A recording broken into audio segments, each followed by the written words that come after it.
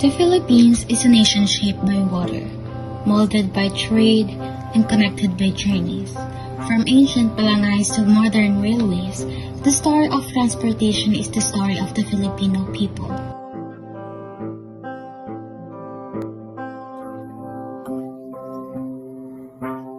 But nowadays, for millions of Filipinos, commuting is not a simple journey, it is a survival.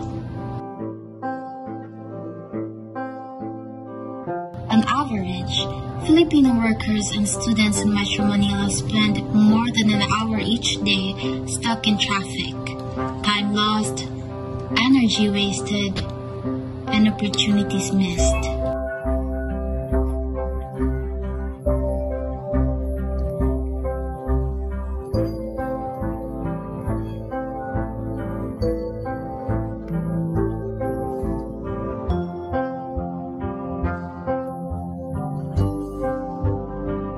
Bright, loud, crowded, and undeniably Filipino, the jeepney is more than just a mode of transportation. It is a symbol of identity, resilience, and history. For decades, jeepneys connected villages, towns, and cities. They carried workers to jobs, children to schools, and families to markets, becoming the backbone of Philippine mobility.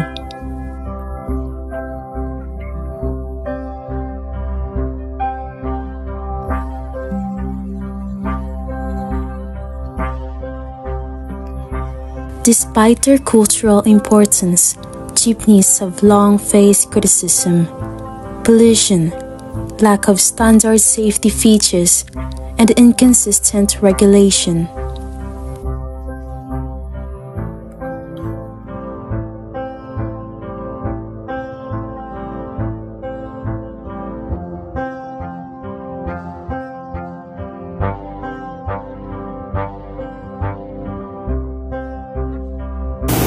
So, good evening po. Ako po si Shin Paulo Salayog. Estudyante po ako galing sa LPU Manila. Maaari ko po pong malaman kung anong inyong pangalan. Jonel De La Torre. Jonel. Ang unit ko number 6. Unit number 6. Ay. Okay po, Sir Jonel. So, maaari ko po pong malaman kung ilang taon na po kayong nagde-drive. Sa pagdadrive siguro mga 25 years na. Pero bilang jeepney driver po? Sa dito sa Co-op, 3 years, may 3 years na. 3 years na po. So, tuwing kailan pong schedule nyo sa pagde-drive? Araw-araw, 12 hours duty ako eh. Bali, ang day off ko Friday. 6 days a week. 6 days a week. So, ano po, sa inyong opinion po, itong jeep, gaano po ito ka-importante sa mga commuters or sa mga Pilipino in general po? So, sagot na to sa modern jeep na siya, di ba? Opo. Hindi ka na makaano ng usok, mga pollution, air pollution, di ba? Sa abroad nga gumagamit na ng ng kuryente saka ng tawag nito. Oo. Tayo naman naka-Euro 4 na yan lahat. Kaya lang yung Euro 4, mahirap, hindi ko may paliwanag din sa akin. Driver lang ako. Pero malinis na yung crudo, no? Medyo malinis na siya. Kikita naman yung usok niya. Opo. Medyo clear na. Hindi tulad yung mga lumang jeepney natin na sobrang mausok. Diba? Yun, yung sa air condition, tapos 360 degree ang ang camera. Sa mga commuter, mga Pilipino, kahit pa foreigner, makaiwan man sila ng gamit, sure yan na makukuha nyo kagad. Kung lang kayo dito sa opisina, hindi naman namin pakikailman yan kasi naka-camera tayo, di ba? So, yun, safety ng panang gamit nyo. And then, yung mga driver naman, laging may rito may seminar, may trainings. So, well prepared. Saka veteran salos. Kasi malalaki yung bus yung minibus Opo. Hindi kaya ng bagito yan. Di ba? So, ayun nga po, bilang nabanggit nyo na yung advantages ng jeepney modernization at mukhang sang-ayon naman po kayo at pabor sa pag-modernize. Lalo na sa mga benepisyo nito, gaya nga po ng nabanggit nyo na yung mga nawala ng gamit, makiklaim po nila kasi sobrang modernized, meron na pong CCTV na nakatutok. Ano naman po yung experiences nyo na 3 taon na po kayong jeepney driver dito sa mga pasahero naman po? Yung pa, yun ang isang problema. Dapat nagkaroon ng proyekto ang gobyerno na modernization ng jeepney. Dapat yung pasahero, yung mga matawag natin lumang pasahero na kung saan lang pumapara, saan lang gustong bumaba, ayaw mapansin niyo sa top. Ang dami naman namin nakapila, ayaw nila sundin yung tamang pila, di ba? Dapat yung mga pasahero magkaroon din ng disiplina para kasi maganda yung proyekto ng gobyerno, di ba? Modern jeep, maganda yung mga sasakyan, tapos mayroon namang mga pila, mayroon namang babaang tama na dati namang nandiyan na. Dapat sundin din ng mga pasahero yun para maiwasan unang-una dyan yung aksidente. Sa top, nakikita nyo, nagkakagulo kayong mga pasahero. Opo. Takot na takot kami mga driver doon kasi baka may masagasaan kami. Opo. Diba? Although, wala naman tayong mabibili niya sa palengking pirasong daliri nyo, madurog yan. Although, yung isa sa advantage ng modern jeep, ang insurance niyan, dahil bago yung sasakyan, comprehensive. Plus, dahil passenger siya, meron yung passenger insurance. So just in case in any accident na mangyari, wala namang problema kasi may insurance nga. Kaya lang, yung disiplina nga ng dapat mabago na rin. Kayo sa inyo yan mga pasahero, dapat kayo Sumunod po. Yun yung mga pasahero. Ayan po. Sa mga susunod na tanong, medyo personal po. So, hindi naman po siguro siya connected sa math, pero kung sa paano nyo po na-handle yung kita po dito sa pang-araw-araw, sumasapat po ba ito bilang panggastos po sa pang-araw-araw?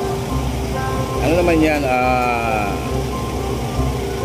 dito sa modern jeep, yung yung overtime given araw-araw, andyan na yung overtime, di mo na hanapin.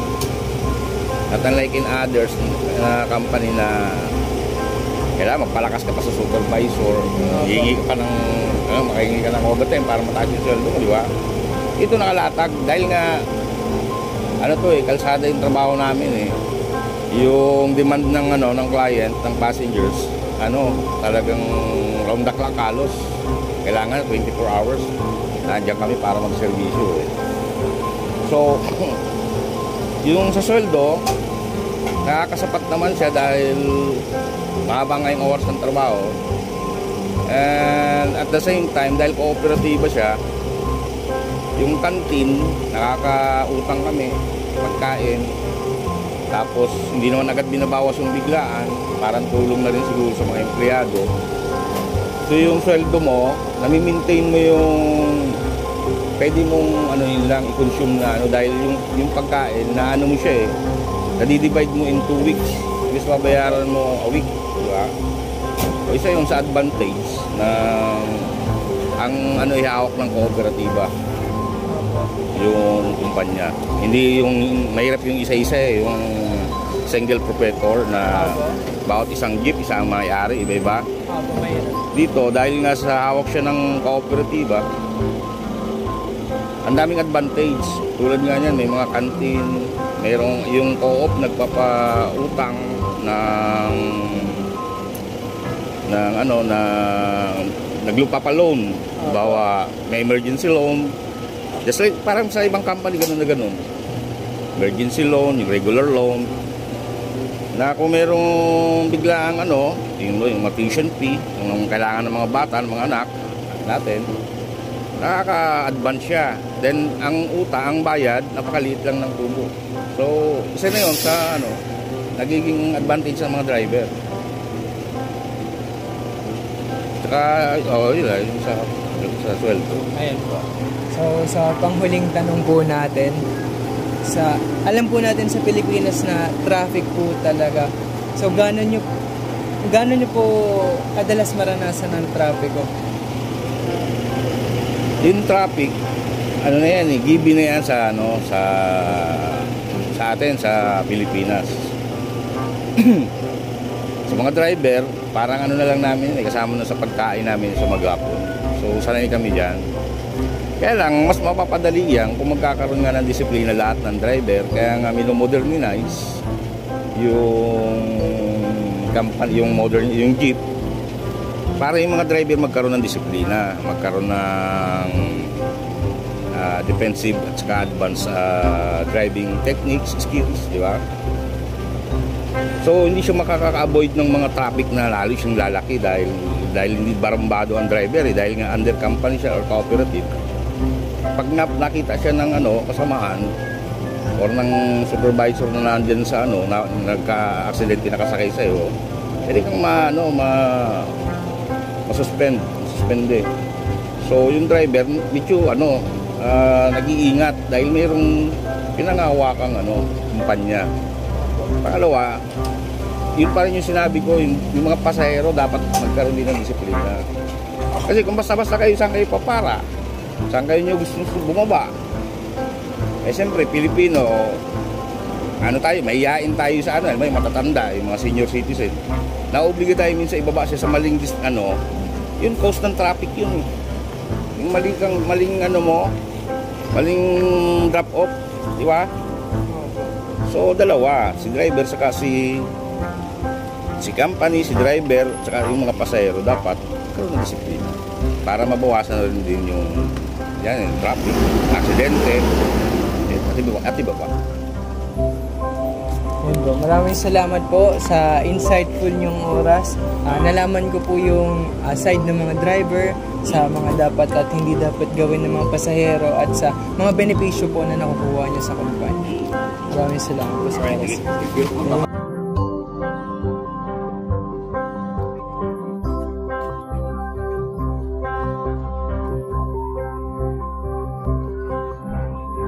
Despite the challenges, hope moves forward.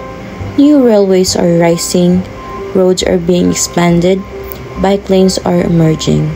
Little by little, the country is working to build a future where movement is no longer a burden, but a right.